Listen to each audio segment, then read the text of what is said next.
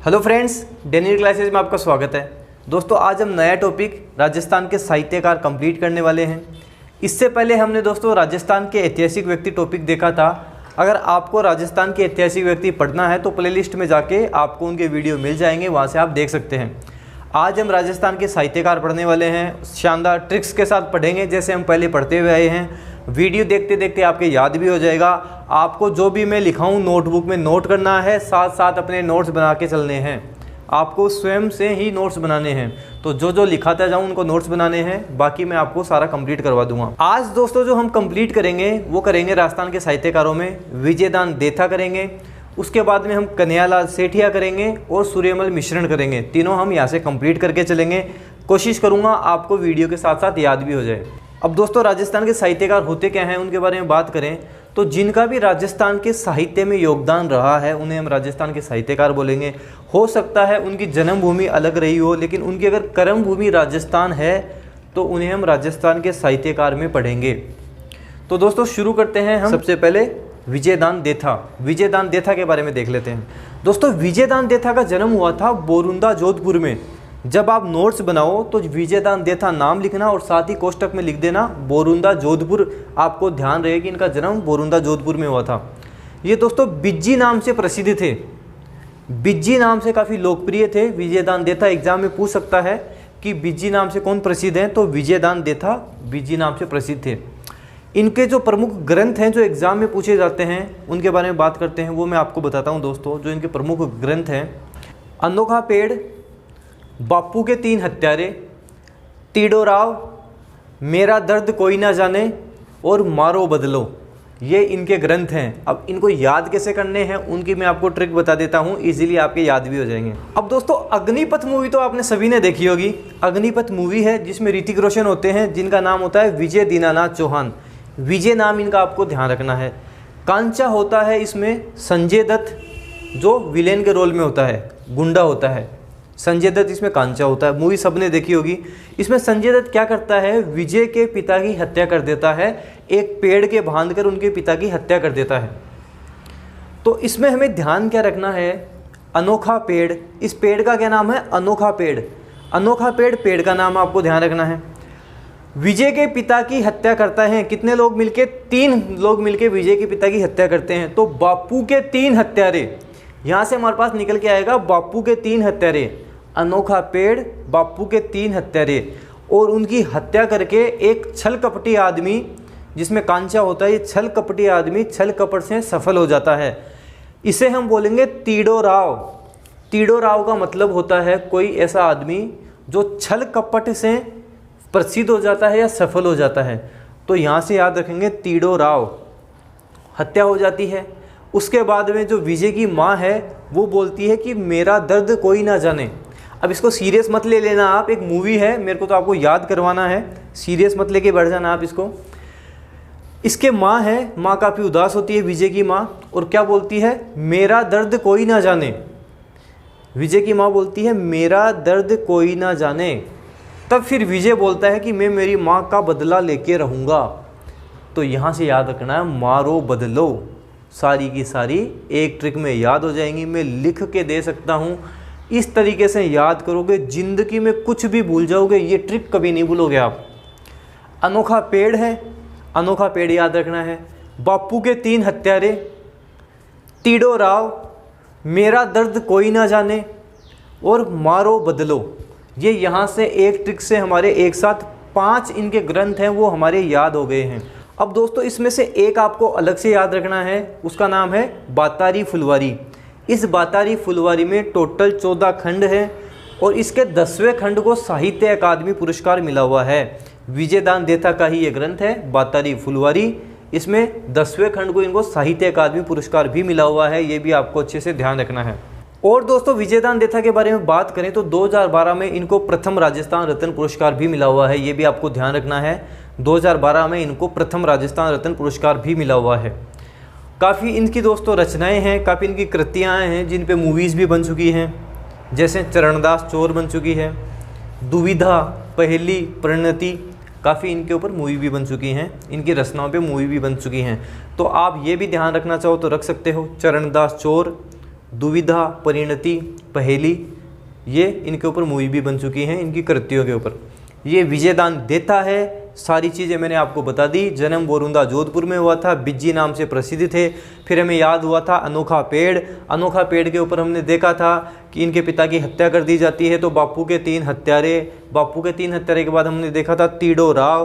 तीडो राव के बाद में देखा मेरा दर्द कोई ना जाने, और लास्ट हमने देखा था मारो बदलो। 5 हमने एक साथ कर ली थी। उसके बाद में दोस्तों हमने देखा था बातारी फुलवारी। बातारी फुलवारी के बारे में मैंने आपको बताया कि 10वें खंड को साहित्य अकादमी पुरस्कार मिला हुआ है। इनके बारे में बात की तो हमने 2012 में प्रथम इनको राजस्थान रत्न पुरस्कार मिला था। इनकी काफ़ी कृतियां हैं जिनके ऊपर मूवीज भी बन चुकी हैं, जिसमें हमने चरणदास चोर देखी, दुविधा देखी, हमने परिणति देखी, पहेली देखी। सारा विजयदान देथा के बारे में है। नोट्स बनाओ, जैसे मैंने लिखा है वैसे लिखो, अच्छे से याद होंगे, कभी आप इनको भूलोगे नहीं। अब दोस्तों हम बात कर लेते हैं थोड़ी कन्हैयालाल सेठिया के बारे में। कन्हैयालाल सेठिया के बारे में जो जो इंपॉर्टेंट चीज़ है सारी हम देख लेते हैं।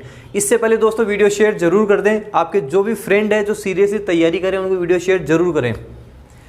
कन्हैयालाल सेठिया के बारे में जो बार बार एग्जाम में पूछा जाता है दोस्तों, वो इनकी 3 रचनाएं रही हैं। एक तो है दोस्तों पाथल और पीथल, एक है इनकी लीलटास जिसको साहित्य अकादमी पुरस्कार भी मिला हुआ है, और एक है इनकी धरती दोहरारी। सबसे इंपॉर्टेंट ये तीनों ही है इनकी, ये तीनों आपको ध्यान रखनी है। मैंने बताया था कन्हैयालाल सेठिया लिखना है, और पास में ही आपको इसके बारे में लिख लेना इनका जन्म कहाँ हुआ था। तो इनका जन्म दोस्तों चूरू में हुआ था। चूरू में सुजानगढ़ है, सुजानगढ़ चूरू में कन्हैयालाल सेठिया का जन्म हुआ था। प्रसिद्ध रचनाएं मैंने आपको बता दी, पाथल पीथल, लीलटास और उसके बाद में धरती दोहरारी। ये इनकी काफ़ी प्रसिद्ध रचनाएं रही हुई हैं। इनके अलावा दोस्तों कन्हैयालाल सेठिया की जो प्रसिद्ध रचनाएं हैं वो है मिंझर, लीक लकोड़ो। अब लीक लकोड़ो तो आप जानते ही होंगे, जब हम पढ़ते टाइम कर देते हैं तो ऐसे ध्यान रखना, उसको लीक लकोड़ो बोलते हैं। मिंजर है, लीक लकोड़ो है और नीग्रंथ है। नीग्रंथ को मूर्ति देवी साहित्य पुरस्कार मिला हुआ है, ये भी आपको ध्यान रखना है। मिंजर, लीक लकोड़ो, नीग्रंथ, ये भी इनकी रचनाएं हैं। शब्द इनकी रचना है, शब्द भी आपको ध्यान रखना है। और दोस्तों आपने सुना ही होगा कि अरे घासरी रोटी जब वन बिलावड़ो ले भाग्यो, ये भी इन्हीं की रचना है। अरे घासरी रोटी जब वन बिलावड़ो ले भाग्यो, महाराणा प्रताप के बारे में था ये। महाराणा प्रताप के बारे में काफ़ी चीज़ें हैं दोस्तों, आप पढ़ोगे आपके रोंगटे खड़े हो जाएंगे, क्योंकि महाराणा प्रताप का राजस्थान के इतिहास में बहुत ही योगदान रहा है। महाराणा प्रताप के बारे में भी मैं आपको अलग से बताऊँगा, सारी चीज़ें डिटेल के साथ बताऊँगा वो भी, तो ये भी ध्यान रखना है आपको। अरे घासरी रोटी जद वन बिलावड़ो ले भाग्यो, शब्द याद रखना है। एक चीज़ आपको इनके बारे में याद रखना है कि 2012 में इनको प्रथम राजस्थान रत्न मिला था, मरणोपरांत। मरणोपरांत प्रथम राजस्थान रत्न इनको मिला था। वैसे मैंने आपको बताया था कि 2012 में, इससे पहले मैंने बताया था आपको विजयदान देथा को राजस्थान रत्न मिला था, प्रथम राजस्थान रत्न। मरणोपरांत की बात करें तो मरणोपरांत इन्हीं को मिला था, कन्हैयालाल सेठिया को मिला था।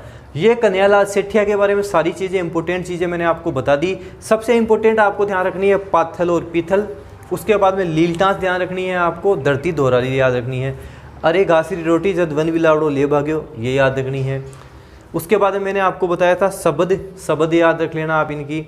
शब्द के बाद में मैंने आपको मिंजर बताया था, मिंजर आप इनकी याद रख लेना। ये इंपॉर्टेंट सारी चीज़ें अच्छे से याद कर लेना, एग्जाम के लिए बड़ी इंपॉर्टेंट है। अब हम दोस्तों बात करते हैं सूर्यमल मिश्रण के बारे में। सूर्यमल मिश्रण के बारे में वो चीज़ें जो एग्जाम में बार बार पूछी जाती हैं, सबको अच्छे से देख लेते हैं। सबसे पहले ऊपर लिख लो, सूर्यमल मिश्रण का जन्म हरना गांव बूंदी में हुआ था। हरना गांव बूंदी में इनका जन्म हुआ था। ये दोस्तों बूंदी के महाराव राम सिंह के दरबारी कवि थे, ये आपको ध्यान रखना अच्छे से। बूंदी के महाराव राम सिंह के ये दरबारी कवि थे। अब इनके बारे में जो बार बार एग्जाम में पूछा जाता है कि वंश भास्कर किसकी रचना है, तो हमें ध्यान रखना है वंश भास्कर सूर्यमल मिश्रण की ही रचना है। दोस्तों भास्कर सूर्य को भी बोलते हैं, तो आप ध्यान रख सकते हो कि वंश भास्कर सूर्यमल मिश्रण की रचना है। भास्कर सूर्य का पर्यायवाची होता है, तो आप ध्यान रख लेना वंश भास्कर सूर्यमल मिश्रण की रचना है। दोस्तों वंश भास्कर में इन्होंने बूंदी के इतिहास के बारे में बताया है। एग्जाम में पूछ लिया जाता है किसके इतिहास के बारे में बताया है, बूंदी के इतिहास के बारे में वंश भास्कर में बताया गया है। कई बार एग्जाम में पूछ लेते हैं कि वंश भास्कर को पूरा किसने किया था, कंप्लीट किसने किया था, तो सूर्यमल मिश्रण के दत्तक पुत्र है मुरारी दान। मुरारी दान ने वंश भास्कर को कंप्लीट किया था। वंश भास्कर के बारे में ध्यान रखना है, सूर्यमल मिश्रण की रचना है, इसमें बूंदी का इतिहास है और इसको कंप्लीट इनके पुत्र मुरारी दान ने किया था। ये वंश भास्कर के बारे में ध्यान रखना है। इसके बाद में हमारे पास आती है वीर सतसई। वीर सतसई इन्हीं की रचना है, वो आपको ध्यान रखनी है। वीर सतसई में दोस्तों दोहे हैं जो 1857 की क्रांति से संबंधित हैं। वीर सतसई में 1857 की क्रांति से संबंधित दोहे हैं। उसके बाद में दोस्तों बात करते हैं बलवंत विलास। बलवंत विलास इनकी रचना है और छंदमयूख इनकी रचनाएं हैं। ये चारों रचनाएं आपको इनकी ध्यान रखनी है। वंश भास्कर याद रखनी है आपको। उसके बाद में वीर सतसई, बलवंत विलास और छंदमयूख, चारों रचनाएं सूर्यमल मिश्रण की हैं। अब दोस्तों जो मैंने आपको बताया है अच्छे से नोट डाउन कर लो, अच्छे से इसको याद करो।